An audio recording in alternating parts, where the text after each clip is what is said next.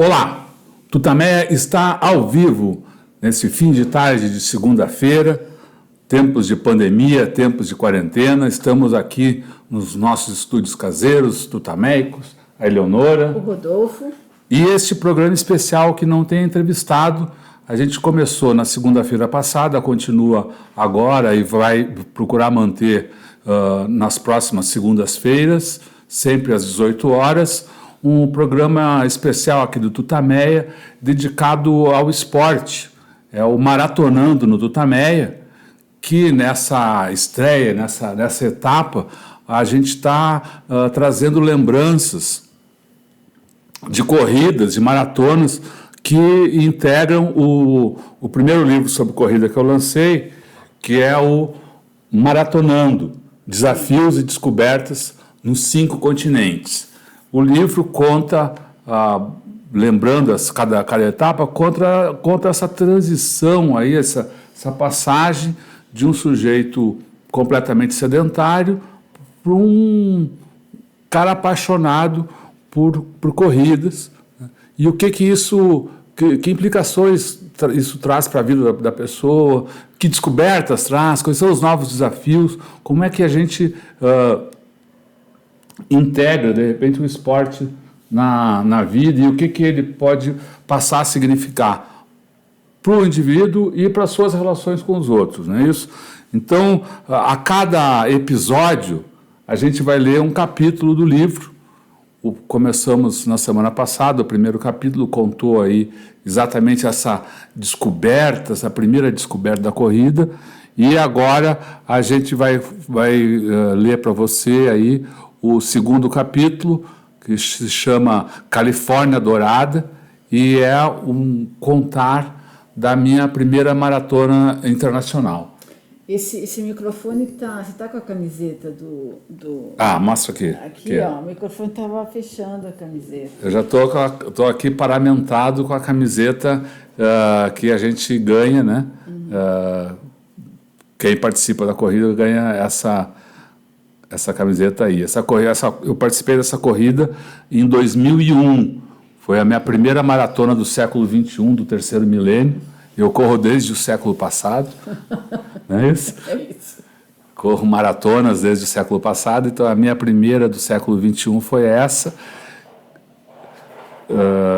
em abril de 2001. Então vamos lá. Califórnia Dourada, o relato da Big Sur International Marathon, que foi realizada, essa edição aí, no dia 29 de abril de 2001. Montanhas, montanhas, montanhas e mais montanhas. De um lado, o mar batendo nas rochas, espumando vigoroso, rugindo, mas também quebrando calmo em pequenas praias solitárias, quase inacessíveis. De outro, mato, árvores, campos, no caminho longas, íngremes ladeiras, e vento, vento, muito vento. É a Big Sur International Marathon, aclamada a mais bela maratona do mundo, temida como uma das mais difíceis. Foram esses predicados que me seduziram quando, no ano anterior, em 2000, portanto, eu enfrentava os trabalhos de recuperação da fratura por estresse e sonhava com uma compensação gloriosa.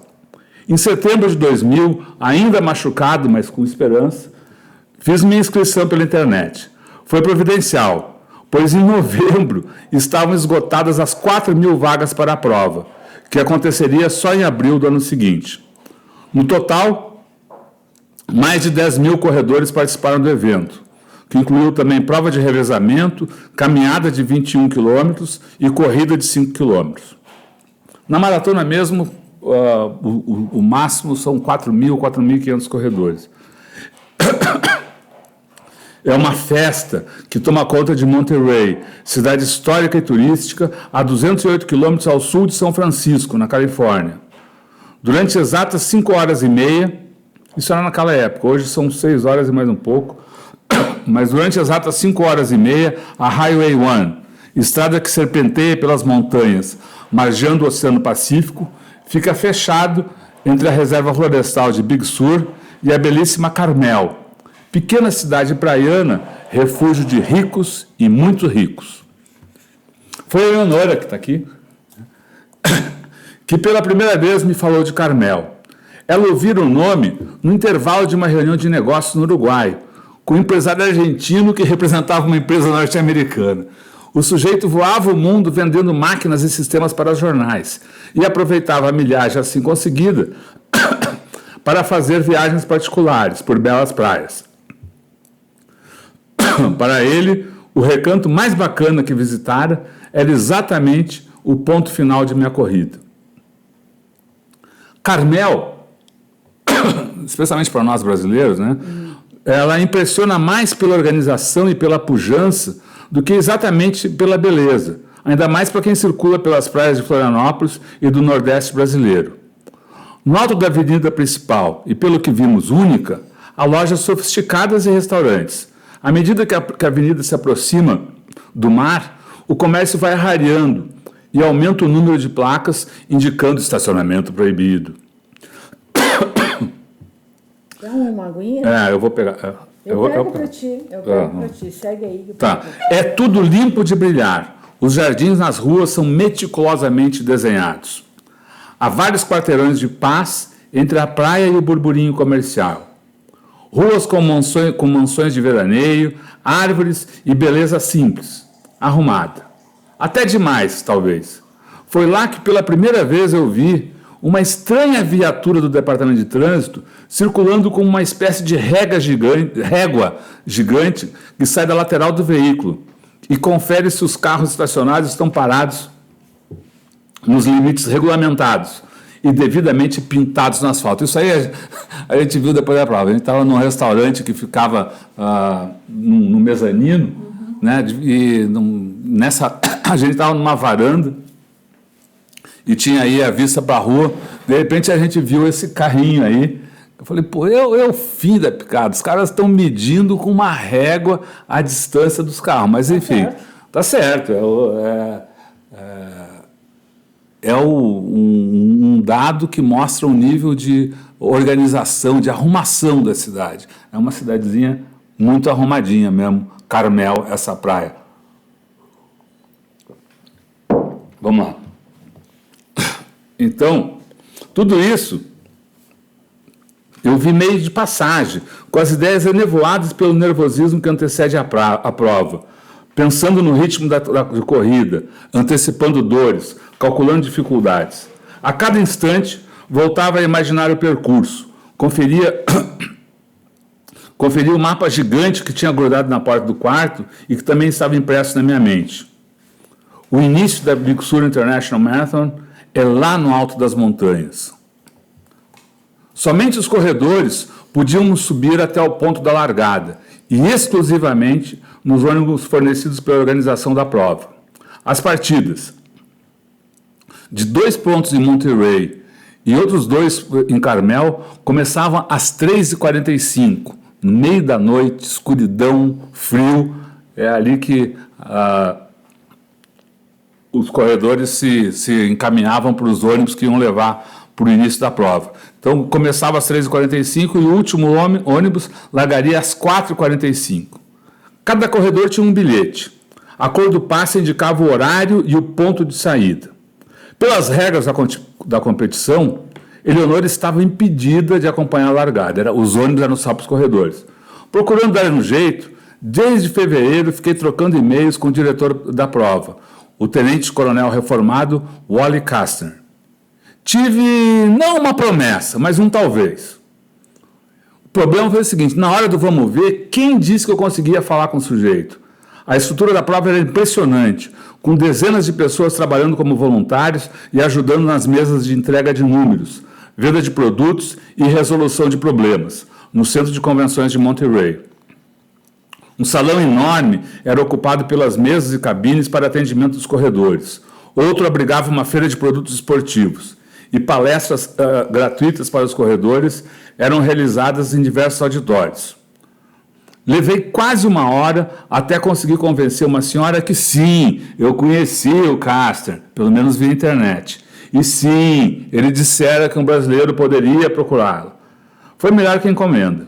Uma vez encontrado o diretor da prova, em poucos minutos recebemos cartões especiais e acabamos colocados, a Eleonora e eu, no ônibus dos atletas de elite.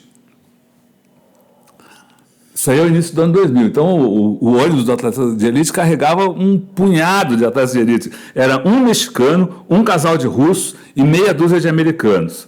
O ônibus sairia às 5h15, daria mais tempo para a gente dormir. Ganhei 1 hora a mais de sono e o privilégio de um pit stop em banheiros distantes da multidão. É claro, porque todo mundo já teria saído, o hotel ficou lá vazio, só a gente esperando a largada. Mesmo assim, no dia anterior à largada, Eleonora e eu repetimos várias vezes o trajeto do centro de convenções até o hotel em que estávamos, calculando as passadas e cronometrando o tempo de caminhada. Isso, eu acho que qualquer maratonista que faz, o cara que fez 10 maratonas, o cara que fez 50, o cara que vai fazer a sua primeira, passa a semana pensando como é que vai ser, como é que vai começar, o que ele vai, como é que horas vai dormir, que horas vai comer antes da prova e se preparando para que nada dê errado, porque o problema é o seguinte, tu tem que chegar à largada, né? A gente tem que chegar à largada, então depois é mais tarde, daí é só correr. Agora para chegar lá, então a gente calculava, ó, então vai dar 20 minutos de caminhada do hotel até o restaurante, beleza, então dá para acordar tal hora, dá para comer a tal hora, e foi isso aí. É isso que acontece com qualquer um, imagino, né? Já conversei com um cara que correu 500 maratonas e ele dizia que tremia a cada vez antes de uma largada. Enfim, chegou a madrugada de 29 de abril. O pessoal do motel em que estávamos instalados, um quarto com uma enorme cama e lareira movida a gás, acordou ainda mais cedo para preparar o café dos atletas. Tinha outros caras que iam correr que estavam lá no nosso hotel também. Não tinha muito o que inventar. Banana, pão, bolo e chá, queijo branco e mel. Mesmo com todos os cuidados com a alimentação, eu passara a noite indo e voltando ao banheiro, suando de tensão e antecipação.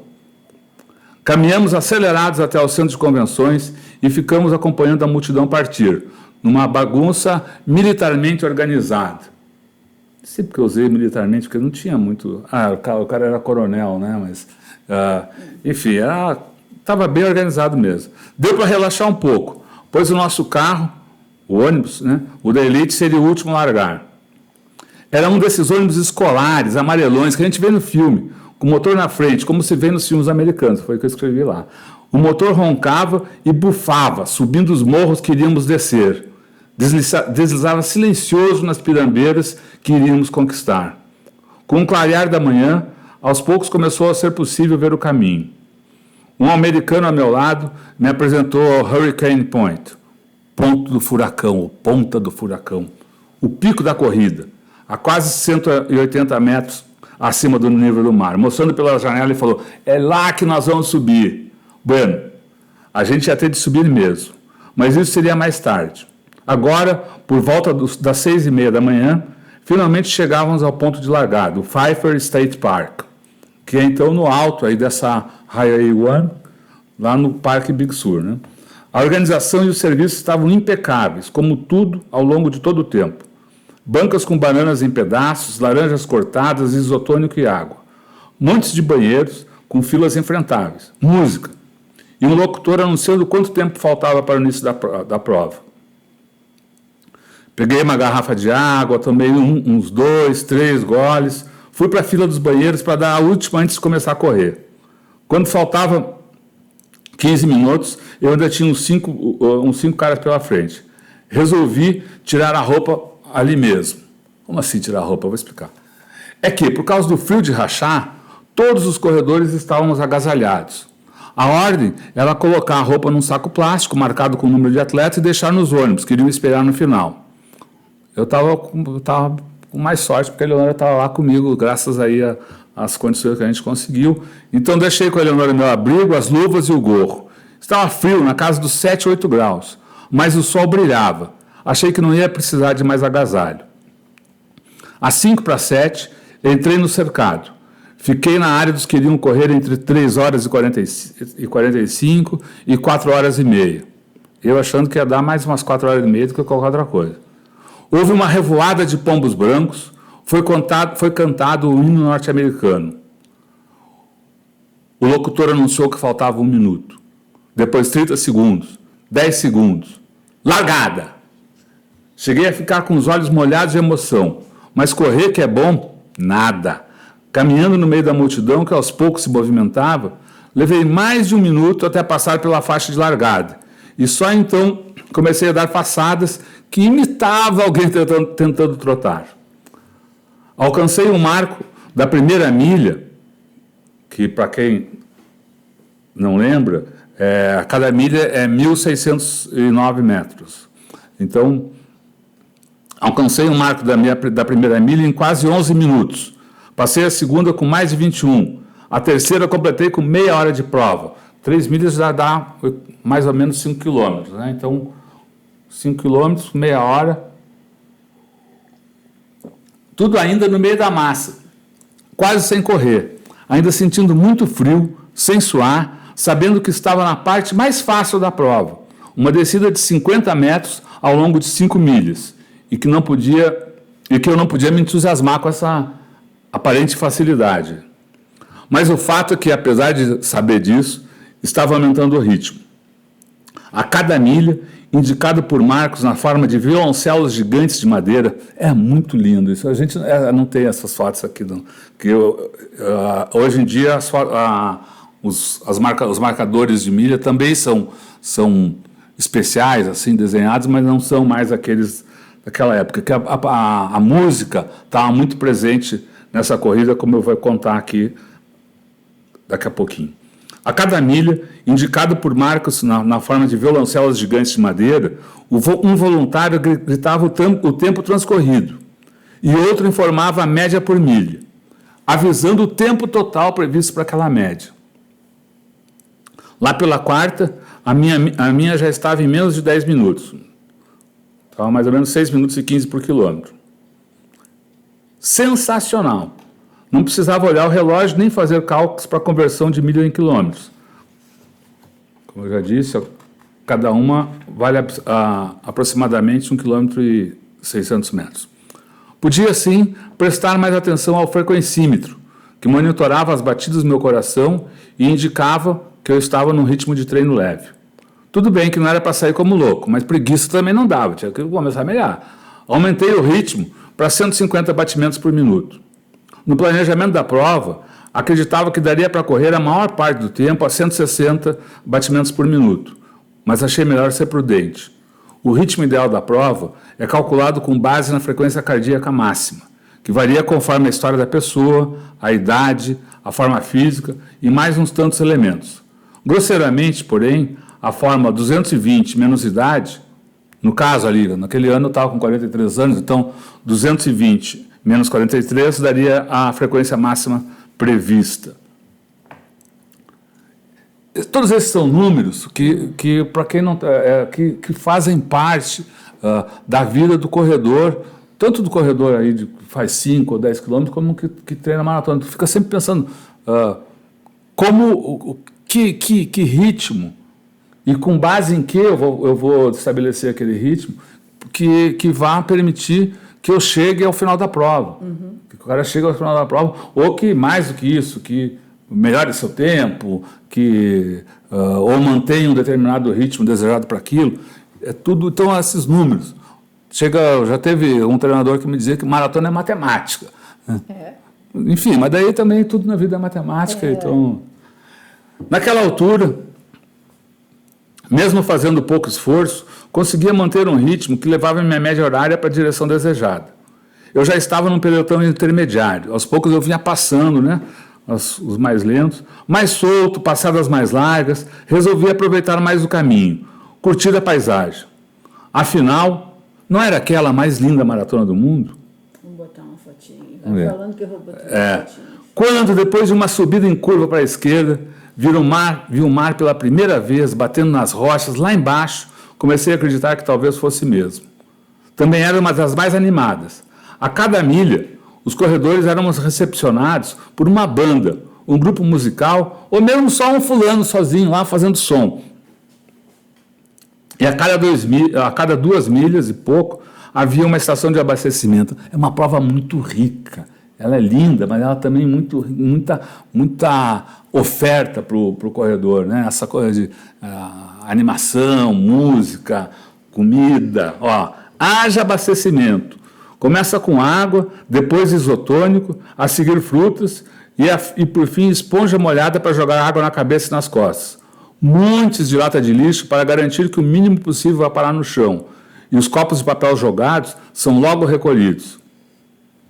Alguns metros à frente, uma bateria de banheiros razoavelmente limpos, plenamente utilizáveis sem risco de intoxicação, a julgar pelo único em que entrei, na altura da 20ª milha. Foi nesse passinho, já um pouco mais rápido, que cheguei à 5ª milha, que dá mais ou menos o quilômetro 8, né? E comecei a enfrentar a primeira subida. Entusiasmado com o meu bem-estar, até me esqueci de tomar o gel energético programado para aquela altura. Eu já falei sobre, eu não vou falar sobre essa coisa aqui do gel. Na maratona, a gente precisa, claro, gasta energia, precisa repor essas energias. Então, a cada hora, a cada 50 minutos, a cada 40 minutos, há muita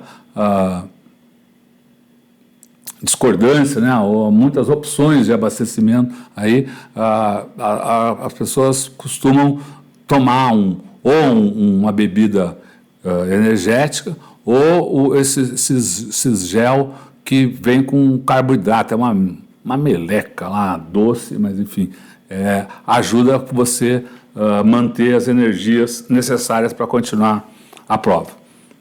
A única incomodação era o vento frio. Mas, como eu ainda estava bem forte, descansado, não sentia muito. Sabia que estava sofrendo um pouco, mas nada para dar muita bola, como se fosse um zumbido zunindo na hora de dormir. Começou a primeira subida mais forte.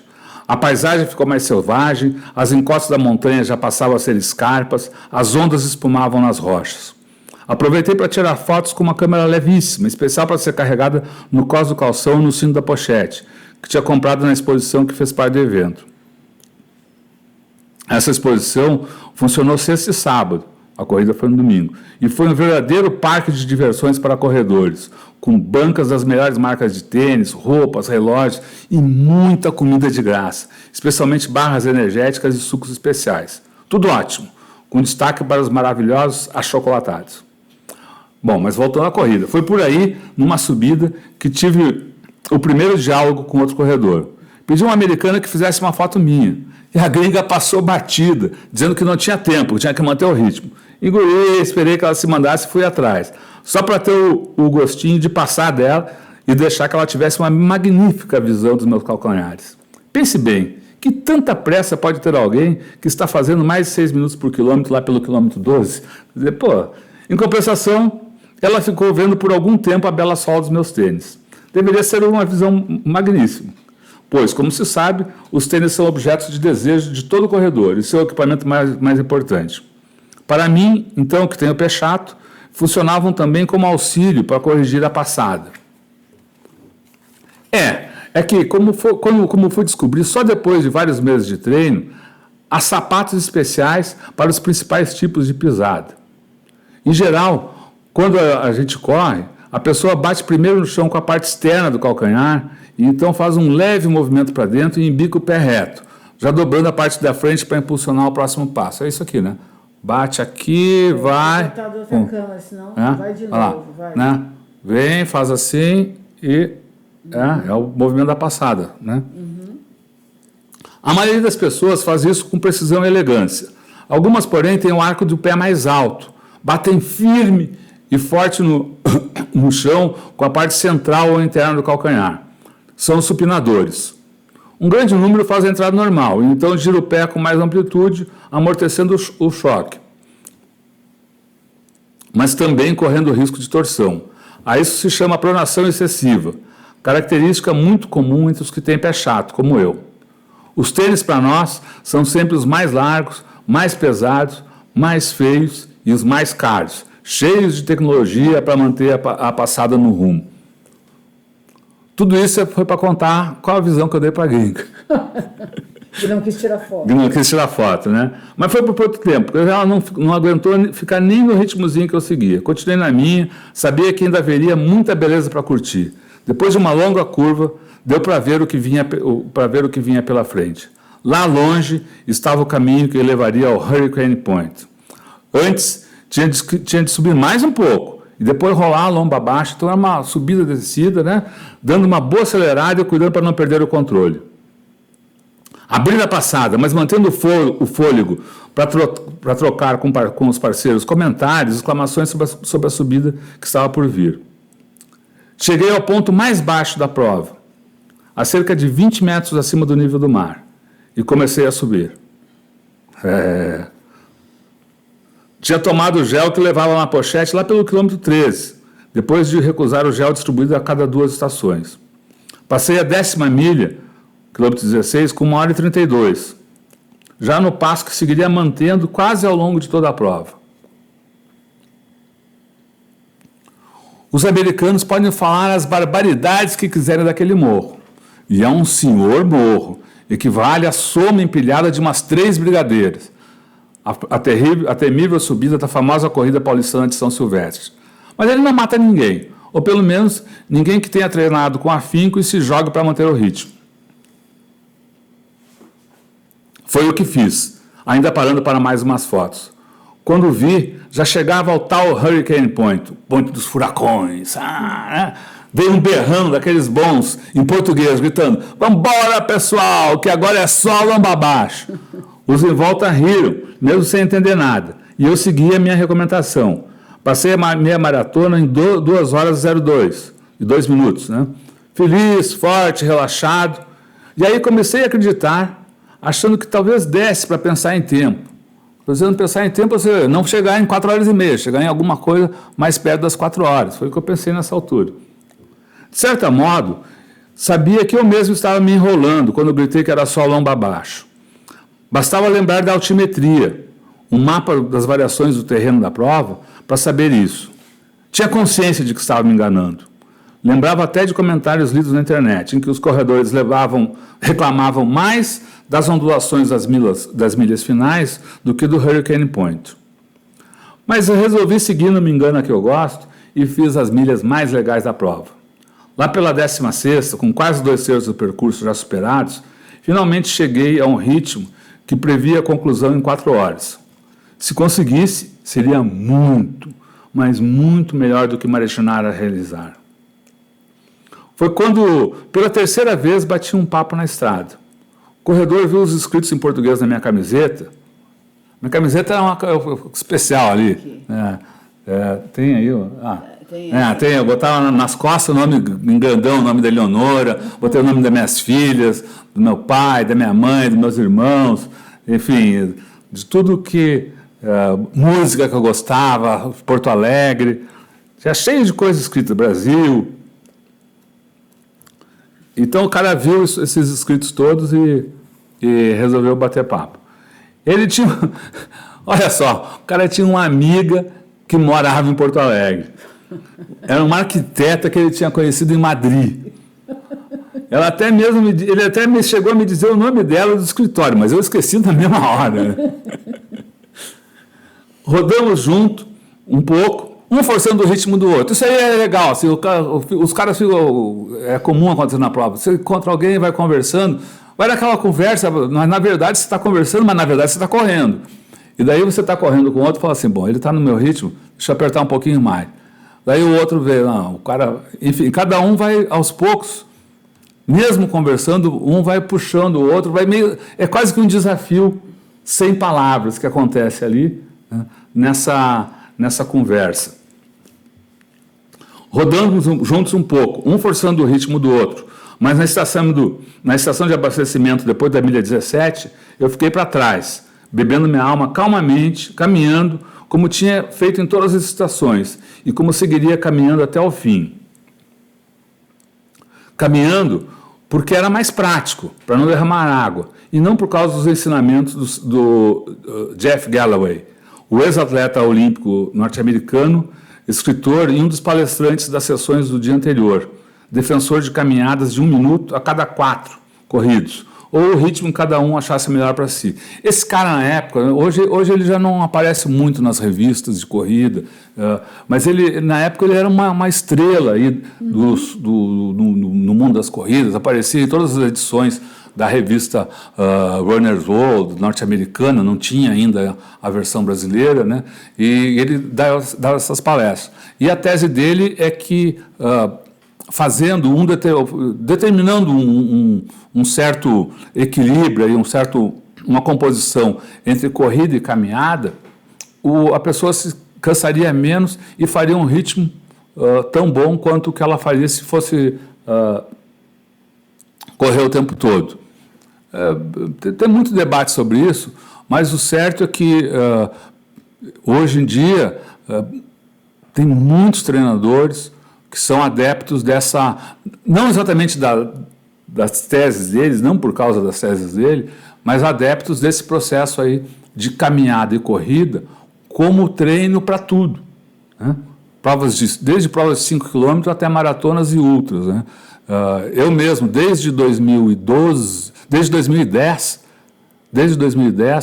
todos os meus treinos incluem caminhada nas corridas. Então, no intervalo, você vai fazer, sei lá, 300 metros caminhando e 700 metros correndo. E daí repete isso. Ou faz 2.000 Enfim, fica 2 minutos caminhando, 5 minutos correndo. Enfim, o treinador especifica o equilíbrio aí, mas é muito bom, porque você de fato cansa menos e faz distâncias que poderiam ser de uma forma que poderiam menos complicada, menos difícil, menos dura, e cobrando também menos tempo de recuperação, o que é muito importante para todo corredor, especialmente os maratonistas. Então a gente estava na milha 17 e eu estou contando aqui o milhas, que a corrida foi em milhas, então a maratona ela tem 42 km, 195 metros, são 26,2 milhas, né? 365 jardas, esse ponto 2 aí. Subi até a 18 e aí dei uma fraquejada, a milha 18. O caminho era mais ou menos plano até a milha 20, 32 quilômetros, com algumas inclinações, uma e outra lombada, mas vinha o vento. E aí eu senti mesmo. Numa curva, empurrada pelo lado. Como quando soprava de frente, parecia me segurar, jogar para trás. Não tinha como fugir. Correndo em campo aberto, sonhava com a próxima curva. Curtia a chegada de um paredão, de um lado, pelo menos para o vento não encanar. As costas estavam doloridas. O pescoço começou a endurecer, anunciando um torcicolo daqueles. A cada subida, as coxas pareciam empedrar. As panturrilhas teimavam em não querer obedecer. As passadas ficavam mais curtas.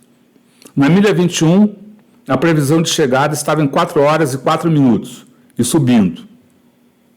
Será que eu estava, afinal, batendo na parede? Parede, eu explico aqui, é como os corredores chamam o momento da prova em que, sem aviso, as forças se vão embora.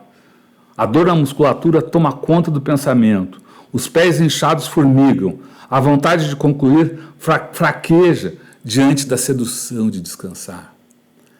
É que o corpo é movido pela comida, transformada por nossas usinas internas e armazenada em forma de glicogênio. A gente vai correndo e usando as reservas, que uma hora acabam.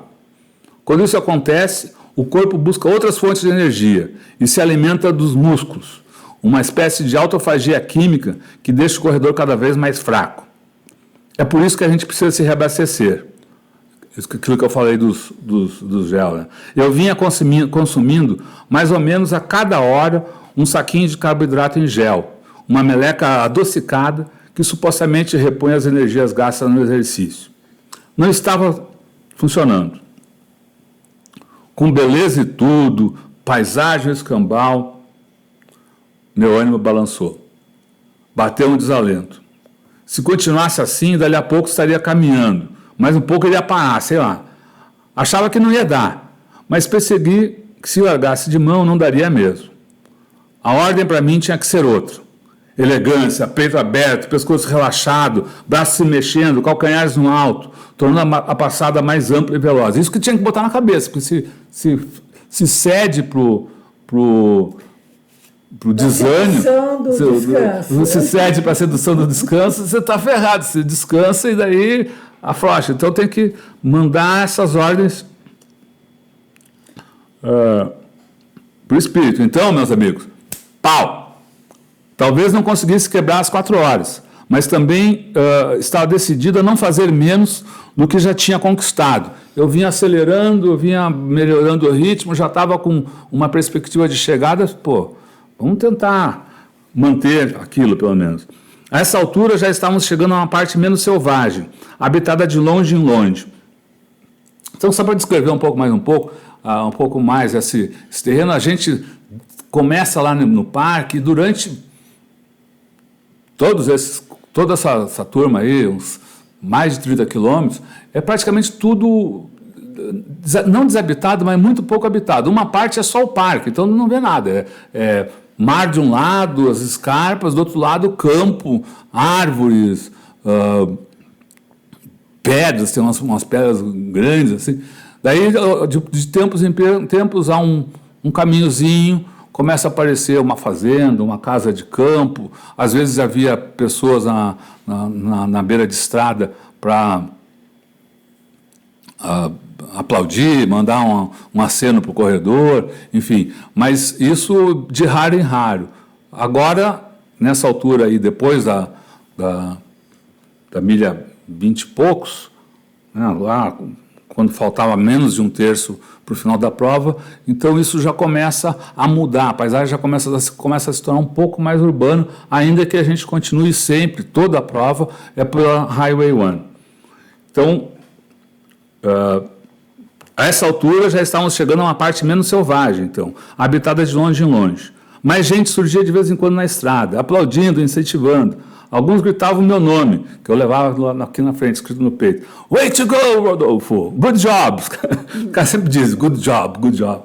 Não tão bom, né? Porque a previsão continuava 4 horas e 4 minutos na milha 23, mesmo com o frequencímetro no 160. É verdade que também já caía até os 120, 136, ou seja, estava aumentando os batimentos cardíacos, mas não estava aumentando a velocidade, o ritmo na mesma proporção. A temperatura lá pelas 10h30 estava mais alta, o sol brilhando forte, mas nada que se possa chamar de calor. Se estava a 7 graus, às 7 da manhã também não subiu num. Aliás, com o maldito vento, eu até torcia pelos trechos onde pudesse pegar sol. Revisava na minha cabeça o que ainda viria pela frente, lembrando o mapa da altimetria. Altimetria, eu já falei aqui, mas não um mapa, né, um medidor, aí, um gráfico que mostra as variações da altitude na prova. Então, um mapa altimétrico. Aí. E eu estava, então, numa descida... O que quer mostrar? Tem aí, ó, isso aí é o que eu Peraí, deixa eu botar. Falei lá no início que eu tinha... Mas peraí, mas esse aqui eu tenho que arrumar. Tudo bem, é só para mostrar aí que ele... isso aí é o que eu tinha... Peraí... Agora. Eu andava com esse negócio, para onde eu fosse, eu andava com isso, botava na parede, isso aí eu prendi na parede lá do hotel e ficava olhando, aqui sobe, aqui desce, aí o Hurricane Point lá lá em cima. E depois você vê, não é só morro abaixo, porque tem, como você vai ver, é ondulado a sequência. Então eu revisava na minha cabeça o que ainda viria pela frente, lembrando o mapa da altimetria. Eu estava numa descida que seguia até lá pela milha 24,5. Depois, se a memória não me enganava, viria uma lomba mais íngreme, uma lombinha ali, seguida por 2 pequenas quedas. Então era a corrida para o abraço. Nada disso. As descidas eram mais curtas, as lombas mais inclinadas, os pequenos trechos planos mais chatos. Só o que eu sabia é que eu não ia deixar o frequencímetro baixar dos 150 batimentos por minuto. E que ia ter força para chegar bem. Sei lá quanto foram os batimentos. Quando eu vi, estava na milha 25. Era só mais uma. No meu relógio faltavam 8 minutos para as 4 horas. Eu já tinha feito, em treino, 1.500 metros em 7 minutos e 20. Quem sabe desce para quebrar. Fechar em sub 4. A gente fica se enganando, né? Vai dar. Dá não ia, eu sabia. Tinha a milha mais umas tantas jardas, os tais 195 metros que matam, mas talvez, chinelo neles, levanta os calcanhares, olha para frente, vai buscar. Tem mais um verdinho para derrubar, como eu apelidar os corredores do revezamento, que usavam o número verde às costas. Os maratonistas tinham um número vermelho no peito. Como cada um deles corria apenas um pedaço do percurso, passavam voando por nós, não fazendo mais que obrigação. Mas muitos fraquejavam no entusiasmo, e minha diversão era ultrapassá-los. Uma baixinha que eu tinha deixado para trás voltou a me superar. Um outro sujeito me passou também faltando 500 metros. Lá na frente eu vi uma garota de camiseta laranja, na qual estava escrito, a camiseta laranja dela, né? 26.2, Dream a little, sweat a little. Sonhe um pouco, sue um pouco. 26.2 é a distância da maratona, em milhas. Ela havia me passado algumas vezes desde a milha 16, e eu tinha dado troco outras tantas. Fui. Sei lá se alguma coisa estava doendo. Era hora de abrir a passada. Ouvi o rugido do pessoal que estava na chegada. Ainda pensei em ver a Eleonora e gritar Brasil. Mas que nada. Corri. Passei a baixinha, a outra, o cara de calção azul, estava entrando no funil, um fiscal encaminhou a garota de camisa laranja para outro lado, para um lado, eu fui para o outro, cheguei. 4 horas, 2 minutos e 11 segundos marcou o relógio oficial. O meu tempo líquido foi de 4 horas, 1 minuto, 16 segundos, para as 26,2 milhas. A segunda metade foi melhor que a primeira. O joelho não doeu, as canelas não fraquejaram, o pé não torceu. Eu estava inteiro, estava sobrando. Recebi a medalha, um medalhão de argila. A gente tem um. Ai, tu não me passou aquela foto. Tem a foto, não tem? Não tá, só tem a foto aqui do... Acho que está com... Bom, é um medalhão de argila com inscrições em azul e uma gravura da tal ponte Bixby, o cartão postal da Big Sur, onde um músico manda ver num piano eletrônico super poderoso. A ponte a gente tem, né? Tem, tem esse... Tem o piano e tem a ponte, claro. Então, tem a ponte. Onde o músico manda ver num piano eletrônico super poderoso que lança sons pelo mar e pelas montanhas. Logo depois, ganhei uma espécie de cobertor de um plástico especial. Entrei numa fila de nada para subir num pódio e fazer a foto oficial. E fui para a barraca de comida. Era um barracaço. Eu falei que ao longo da prova tinha muita comida, muita fartura. Deixa eu botar a foto aqui, né? A foto tem tua. Essa aí é a foto da chegada. A foto da chegada. Depois da chegada, né? Já festejando. Tem a foto aqui já com... Também... Esse aí é o prêmio que eu ganhei de Eleonora. As flores. Era um barracaço a barraca de comida, montes de comida. Logo na entrada, cada um pegava uma caixinha de papelão e seguia para atacar uma caixa de laranjas cortadas. Então a gente recebia a caixinha de papelão que era para botar as coisas dentro, né? Então tinha laranjas cortadas, bananas gigantescos, morangos vermelhíssimos, suculentos, barras de cereais, copinhos de salada de frutas e compotas, pão, os bagels, né? Aqueles pãozinhos redondos, passas e suco de fruta. Quando vi que não precisava ser um por cabeça, voltei, peguei outra caixa e fui enchendo com as barras, que são ótimas, passas de que a Eleonora gosta, e o suco, que adorei de início, mas que era doce demais. Bom, tem que... Saindo da barraca, continuávamos cercados de atendimento aos corredores. Quando a gente pensa que acabou, tem mais, cara. Um imenso trailer servia cervejas pamparras. Abri mão, imaginando quem seria o doido que recomendava álcool àquela altura. E logo ouvi meu nome. Gritei de volta, berrei, vi a Eleonora, saí correndo para abraço, beijo, abraço, e ganhei flores, cravos vermelhos, o único. Meio abobado ainda, voltei para pegar sopa quente, um minestrone dos bons, para a Eleonora e para mim, e ataquei de novo a barraca de comida. Saí do cercado para ficar com a Eleonora, fomos para um canto, comer descansadamente, tirar as fotos oficiais para nós, eu com a medalha, ela com a medalha, os dois abraçados. E ela me empurrando. Vamos lá fazer fotos com as bandeiras. Não entendi direito que ela estava. Que bandeira? Que eu não tinha visto nada, né? Não entendi direito. Olho para trás, para o funil da chegada e vejo os mapas. Lá estão as bandeiras dos Estados Unidos, da Alemanha, lá no fim é da África do Sul, mais um pouco para cá do México. E ali, não muito perto, nem muito longe, a bandeira do Brasil. Ela tremulava para mim. Verde e amarela. A mais linda do mundo.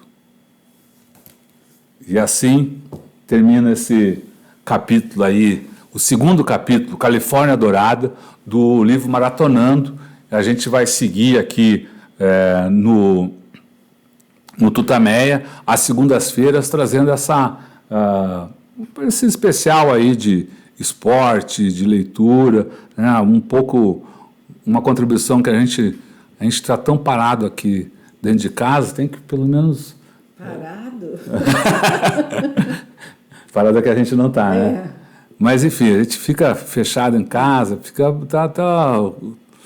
pensar um pouco nas ruas, no sonhar, nas caminhadas, nos desafios, né? Tem tanto que fazer na política e também para o lazer e para o prazer, né? Uhum. Bom, mas também tem, eu falei política, tem uma questão aí do mundo do esporte que eu não queria deixar de tocar nesse programa, que é o reinício, o início, né, dessa retomada do campeonato alemão de futebol com os portões fechados. Os caras jogaram para ninguém, para televisões, né, para os patrocinadores, para todo mundo que assistiu pela televisão, mas não teve público nos estádios. Então, ocorreu isso no sábado, né, foi a reabertura do campeonato alemão, apesar dos números ainda serem muito significativos na Alemanha, né, em toda a Europa. De qualquer forma, houve essa reabertura. E para falar sobre isso, para trazer aí um comentário, uma discussão sobre um debate sobre essa questão, eu falei agora à tarde com a professora Kátia Rubio, da USP, que é uma das grandes estudiosas do olimpismo, né, do movimento olímpico e do mundo do esporte em geral. A gente fez uma gravação rápida em que ela traz alguns comentários para o debate e a gente vai apresentar isso agora, é isso? Então, está tudo, roda VT. Vamos lá, então roda VT. Boa tarde, então, professora Kátia Rubio. Muito obrigado por estar aqui conosco no Tutameia. E eu queria já trazer o tema, a discussão, que é a reabertura do Campeonato Nacional de Futebol da Alemanha, nesses tempos de coronavírus, uma reabertura manontropo sem público. A senhora vem falando em suas análises e artigos que isso não existe esporte sem público. Eu gostaria que a senhora comentasse essa decisão da Federação da Alemanha e de como isso pode, que tipo de desdobramento isso pode ter. Bom, boa noite, boa tarde, né, a vocês. Eu vejo com muita preocupação essa disposição dos empresários do esporte em fazer a competição esportiva, seja o futebol, seja outras modalidades, iniciarem a qualquer custo, de qualquer forma. Isso deixa claro que os empresários do esporte não são diferentes de outros setores produtivos da sociedade que querem as atividades retomadas a qualquer custo. Agora, diferentemente de uma linha de produção de uma fábrica de automóveis, não precisa de público, né, de espectadores para fazer o espetáculo, o esporte depende diretamente dessa relação com o público ao vivo para se caracterizar como esporte. Senão seria qualquer outro espetáculo que pode ser fechado e transmitido posteriormente.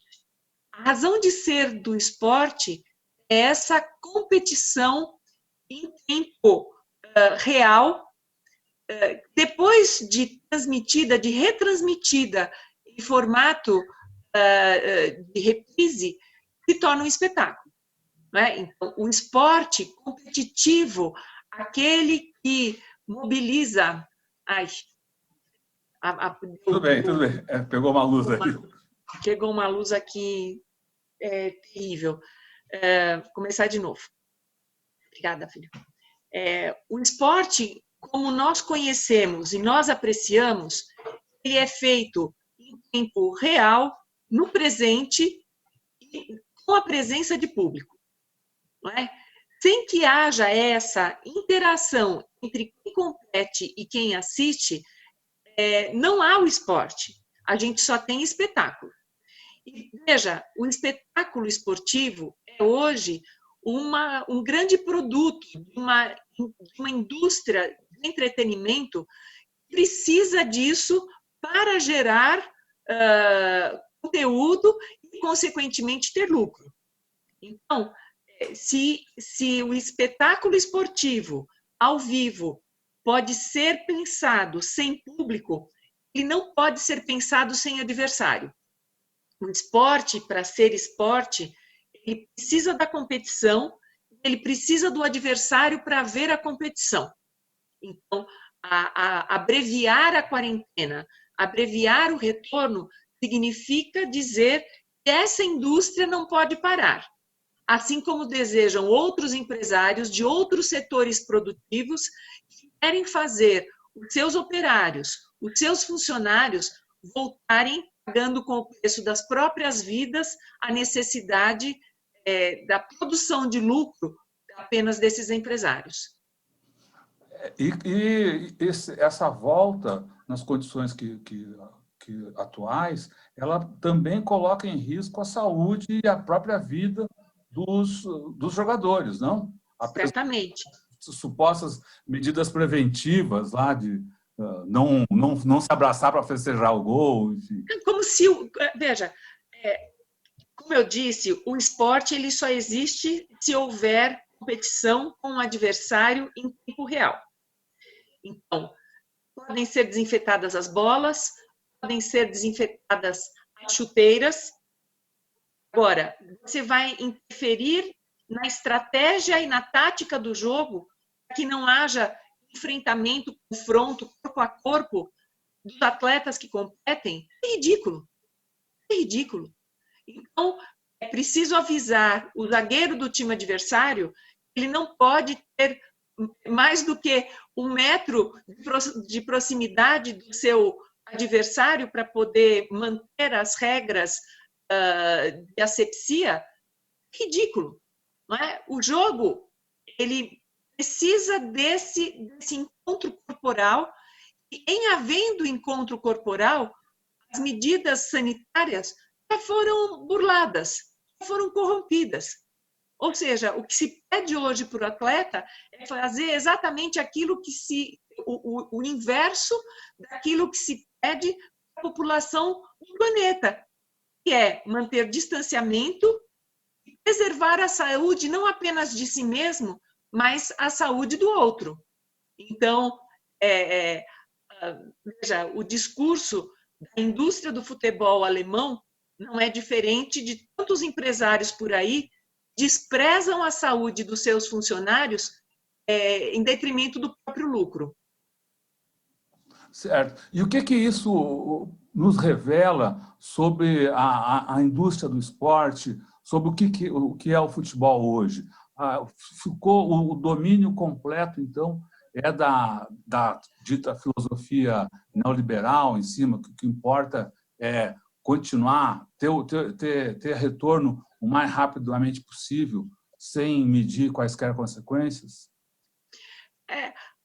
Eu vejo que ontem começou o campeonato alemão, hoje as autoridades espanholas já começam a falar no retorno do futebol espanhol. Isso é um prato cheio para outros tantos empresários da bola mundo afora, que querem fazer o espetáculo à custa da saúde de qualquer pessoa. Não é? Sem dúvida alguma, isso é a resposta de todos aqueles empresários que estão muito mais preocupados com os seus próprios negócios do que com a saúde, seja da população ou dos seus jogadores, que são a razão de ser de todo espetáculo esportivo. É importante que se diga que o esporte sem o atleta não existe, que o atleta é o bem mais precioso que existe no sistema esportivo. E quando o futebol abre as suas portas, mesmo sem os espectadores a participar do espetáculo esportivo, ele está colocando em risco a razão maior de ser do seu próprio negócio. Então, eu vejo essa disposição de forma suicida, Rodolfo. Mais do que tudo, é um desrespeito à vida dos atletas. Perfeito. Professora, muito obrigado. A gente agradece a sua participação. Só antes de encerrar, queria aproveitar aí, a senhora é uma estudiosa aí do olimpismo, do mundo olímpico, e os Jogos Olímpicos foram adiados, né? Talvez tenha sido uma decisão de maior impacto no mundo do esporte nesse ano, não? Então, como a senhora compara essa decisão do Comitê Organizador dos Jogos Olímpicos e do COI, que é uma decisão que envolve também muito dinheiro e muita perda de dinheiro, provavelmente. Compara essa decisão com a decisão da Federação Alemã e de, eventualmente, outras federações que queiram recomeçar de forma mais assodada aí as atividades. O Comitê Olímpico Internacional ele demorou a notificar o adiamento dos Jogos, Rodolfo. Isso só aconteceu depois que alguns dirigentes olímpicos se manifestaram duramente sobre o boicote que seria promovido caso os Jogos permanecessem. Era um outro momento da pandemia, era um momento em que ainda se acreditava que isso seria resolvido em algumas semanas, e agora o que eu espero é o anúncio do cancelamento dos Jogos. Não é? Essa é uma discussão que agora cerca o movimento olímpico, porque nós sabemos que organizar uma competição como os Jogos Olímpicos demanda um planejamento de longo termo, que não é simplesmente a gente adia para a semana que vem e para outra semana, não. Exige todo um planejamento, uma estrutura que mobiliza o país inteiro, né? No caso, o Japão. E hoje eu li nos noticiários que o Japão anuncia uma grande crise. Então, penso que esse anúncio corroborar para essa decisão que o COI precisa tomar dentro das próximas semanas de anunciar o cancelamento dos Jogos, para que se pare com isso de uma vez por todas. Há um seguro que cobre o prejuízo do cancelamento, porém, esse seguro não cobre prejuízos de adiamento. Então, eu acredito que, como negócio, pensando nos Jogos Olímpicos como um negócio, o cancelamento é uma alternativa muito mais viável, tanto para o COI como para o Japão, do que o adiamento. Agora, o que isso também mostra para o mundo? A responsabilidade do Comitê Olímpico Internacional, não apenas sobre a saúde dos atletas, mas dos anfitriões, não é? Mostrando que não há competição sem espectadores, e mostrando que mesmo um negócio bilionário, como são os Jogos Olímpicos, precisam parar num cenário social, político e epidemiológico como a gente está vivendo. Então, o esporte não é uma atividade produtiva diferenciada de todas as outras produzidas pela sociedade. Como tal, precisa ser encarada com muita responsabilidade, coisa que às vezes eu acho falta a vários dirigentes esportivos. Tá bom. Muito obrigado, então, professora Kátia Rubio. A gente agradece a sua participação. E tchau. Vamos lá. Uma próxima aí. Esperamos que continuemos todos com saúde, né? É isso aí. Obrigada, Rodolfo. Saúde para vocês. Tchau.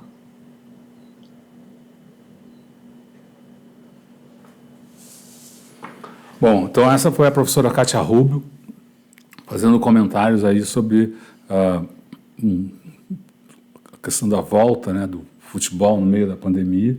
Como você viu, ela é totalmente contra, em defesa da saúde, dos jogadores, do público, de todos os envolvidos, de todo, quem tem um mínimo de senso de noção, como a gente fala, né?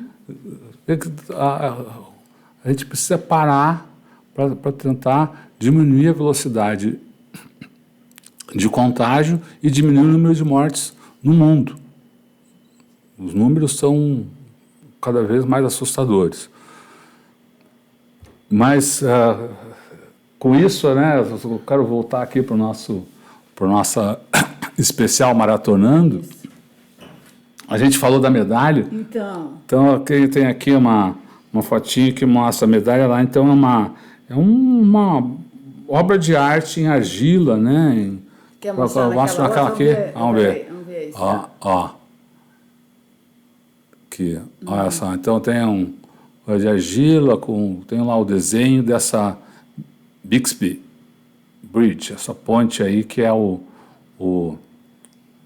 cartão postal da prova aí, né? Então, é isso. Nessa sessão especial aqui do Tutameia, essa edição especial do Tutameia, maratonando no Tutameia, a gente começou essa série na segunda-feira passada, essa foi a segunda edição, voltamos na próxima segunda-feira às 18 horas. Então, se você gosta de corrida, gosta de esporte, ou, enfim, quer também viajar pelo mundo, pelo menos em pensamento junto conosco, vem aqui, divulga de seus amigos, compartilhe nas redes sociais e saiba que esse vídeo fica disponível para você no nosso canal, o Tutameia TV. E no site, a gente está colocando a cada edição o capítulo correspondente do Maratonando. Então, já teve lá, tá lá o primeiro capítulo. Hoje a gente coloca no ar, lá no tutameia.jor.br, o segundo capítulo, Califórnia Dourada. Na semana que vem, vamos para o terceiro capítulo, que vai contar a primeira ultramaratona, qualquer prova corrida de distância superior à distância da maratona. Eu vou contar como foi isso, foi na África do Sul, uma experiência muito sensacional que eu acho que dá para a gente compartilhar e todos nós aprendermos um pouquinho um com o outro. Antes de terminar, quero agradecer aí a participação de todo mundo que mandou, que acompanhou, mandou comentários, que compartilhou, teve bastante compartilhamentos e os comentários de amigos, assim como o Tadeu Guglielmo, que é um grande maratonista, também correu o mundo aí atrás, buscando os 42 quilômetros, e o Carlos Henrique, que fez questão de dizer, estou escrevendo aqui de Cachoeira do Macacu. Então, o pessoal, distribua aí essa ação aí do Tutameia nos seus grupos de corrida, convide os corredores. Toda segunda-feira, às 18h, a gente está aqui. Legal. Tchau, gente. Um abração. E fique em casa e se cuide.